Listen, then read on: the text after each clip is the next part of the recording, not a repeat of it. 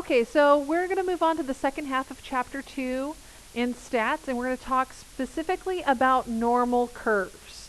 And so this whole second half, section 2.2, is dealing with normal curves, also known as our normal distribution. So one special type of our density curve is the normal curve. It describes that normal distribution. Normal distributions have special properties. And contrary to their name, they are in fact not normal. They're pretty unusual, but they're really powerful. And all of our normal curves are going to be symmetric, single-peaked, and bell-shaped. So when you start thinking about a bell-shaped curve, we're starting to think about normal curves. The mean is located in the center of the curve, and it is going to be the same as your median.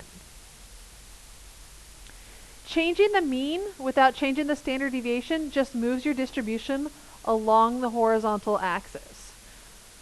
Now your standard deviation is going to control the spread of your distribution. So the higher the standard deviation, or the larger the standard deviation, the more flat that bell shape becomes. So it's not as high of a peak, but it's more spread out. And the smaller means the higher peaked it is and the less spread out. So that mean and standard deviation really define the placement and the shape of your normal curve. We should be able to eyeball the curve to determine the standard deviation. The point on the curve where the slope begins to lessen will be your standard deviation.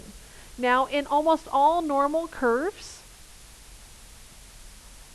if that's our mean, and so we've got two ways to recognize mean: X bar for if it's a mean of a sample, and mu if it's the mean of a population, or kind of like a census, you take an entire group.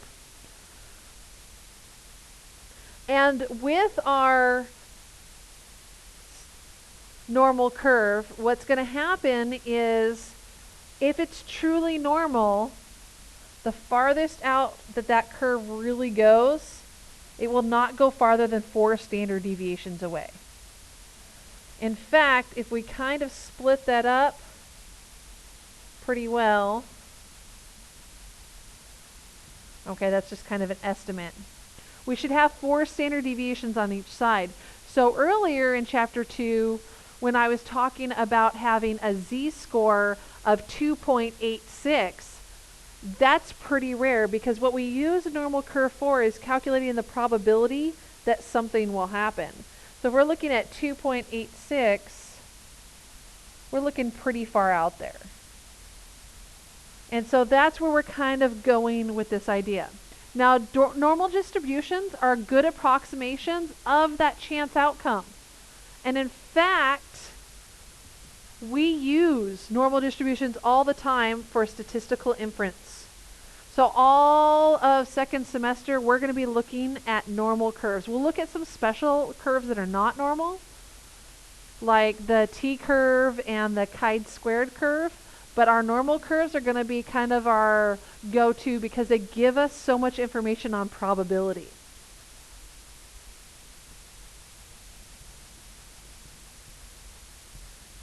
And so we get this idea of area under the curve as probability.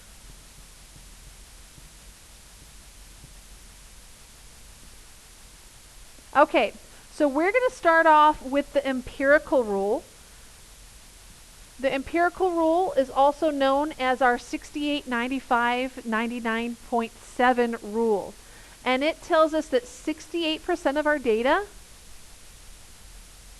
is within 1 standard deviation. So if I'm looking at this curve, here's my mean, 1 standard deviation on either side, 68% of my data should lie in there. So then we also have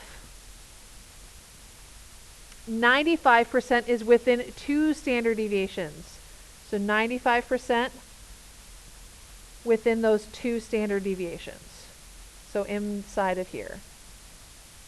And then 99.7. So when we're drawing our normal curves, which it is required, In fact, they give you points on that. They won't tell you that it's required, but they assume that if you're going to be using a normal curve, that you are actually drawing out that curve and illustrating what's happening in your situation. So you'll be drawing that normal curve a lot. And then you see that little teeny bit that goes out for that fourth standard deviation. And that's kind of what we're looking at. So when we sketch it out, we sketch out about 4 standard deviations on each side, and we break it up. Now we can even break down that more, which is why I have the picture down here. So when I'm looking at my mean and median, if I have 68% between these two lines, if my median or mean is in the middle, then I can break up that 68% into 2 parts, 34%. So 34% of my observations, which is kind of like 34% chance, because remember this area is going to represent probability eventually. So 34% above the mean and below the first standard deviation, and 34% between the 1 standard deviation below and the mean. Okay, and so then we can look at 2 standard deviations. Now 2 standard deviations is our 95%. But I already know that I have 68% in the middle. So 95 minus 68 gives me 27%. And if I break up that 27% between these 2 parts right here, well, 27% divided in half is 13.5%.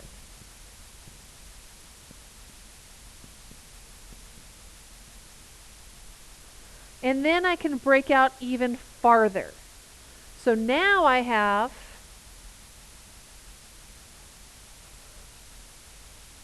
99.7% here. But I already know that I have that 95% there. So if I subtract 95%, that leaves me with 2.7%. And if I divide it up between those 2 spots on this side,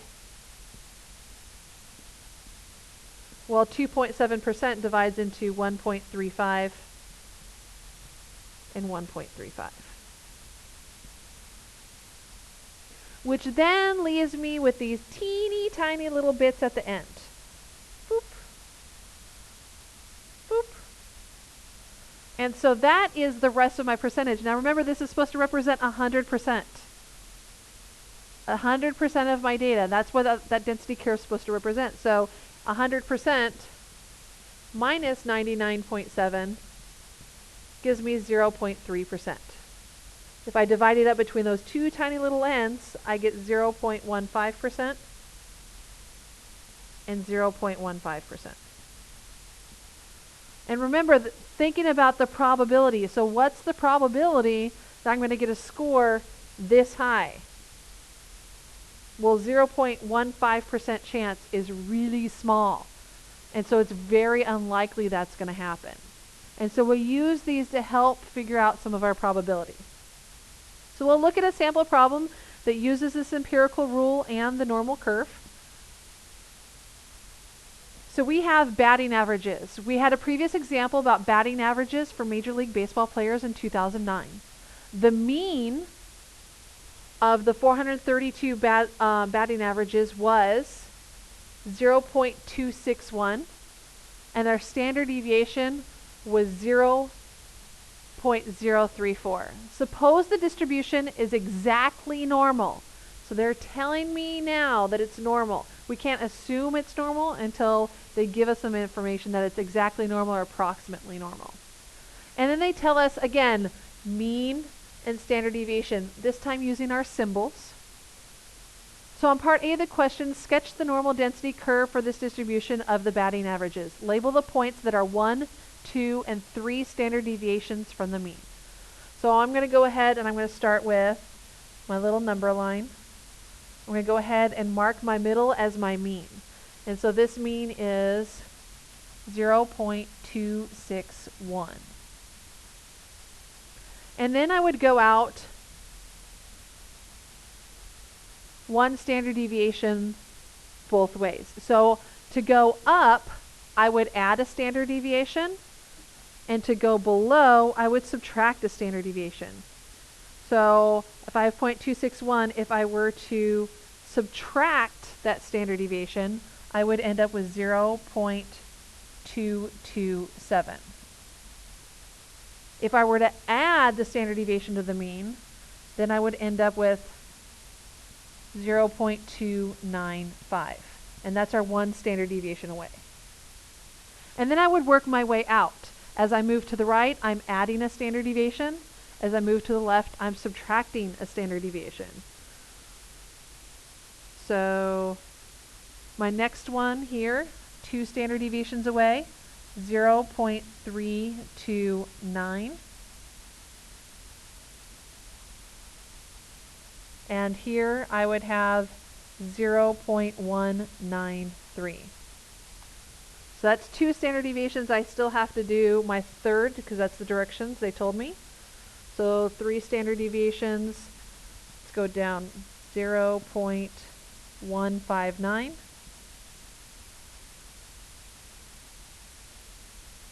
And 0.363.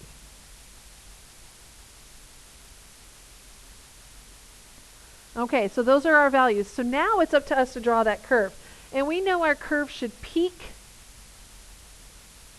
at that mean. And I know that it's going to end right around here at 4 standard deviations away, because we get just a teeny little bit. So again, I'm just going to kind of estimate a curve.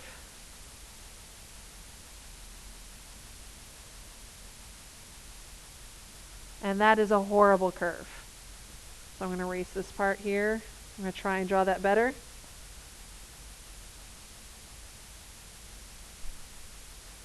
Still wasn't very good. Okay. Well, much better. Okay, so there's our curve. And now we want to know, and we're going to use this empirical rule idea. What percent of the batting averages are above 0.329? So 0.329 is this value right here. And I want to know how many are above that.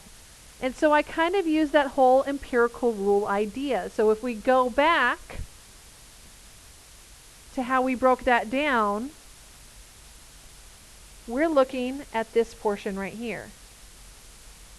So I'm looking at that 1.35 and 0.15 portion.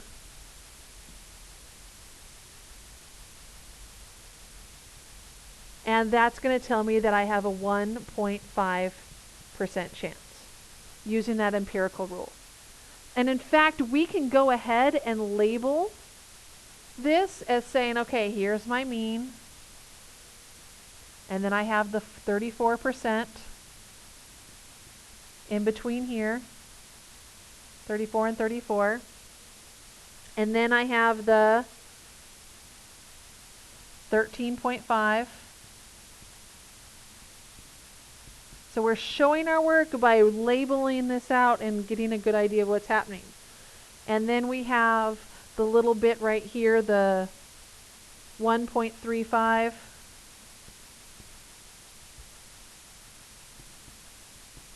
And then we have our teeny tiny little bit at the very end, 0.15. And so that allows us to calculate what's happening right here. I take those little parts and I add them together.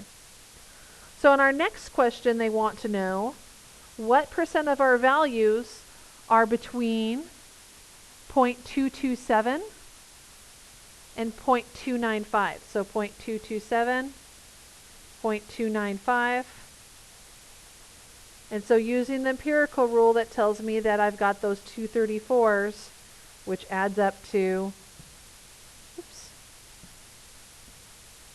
68%. And so that's how we use the empirical rule to kind of help us map out what's happening. Now we've got more exact methods, But the empirical rule can be really powerful and actually pretty quick to use. Especially if you don't have a calculator, it's powerful. But it's quick to use for especially like our 68 or our 95%. You can easily tell that it's 2 standard deviations away or just 1 standard deviation away. And so it allows you to work that out better. And they will actually give you an answer based on the empirical rule. So in the question they say if you use the empirical rule, and it may be off from the exact amount, and they may give you an answer of the exact amount and the empirical rule answer, and the empirical rule answer is correct because they asked you to use the empirical rule. So be careful, look for those directions. If they ask you to use empirical rule, they're wanting you to use that instead of the exact amount based on whatever your calculator or table would give you. And those are other methods that we're going to talk about this week. And that's it. So next time we're going to talk about using tables, and then we'll talk about calculators, and then we'll talk about how to determine if a curve is truly normal or not.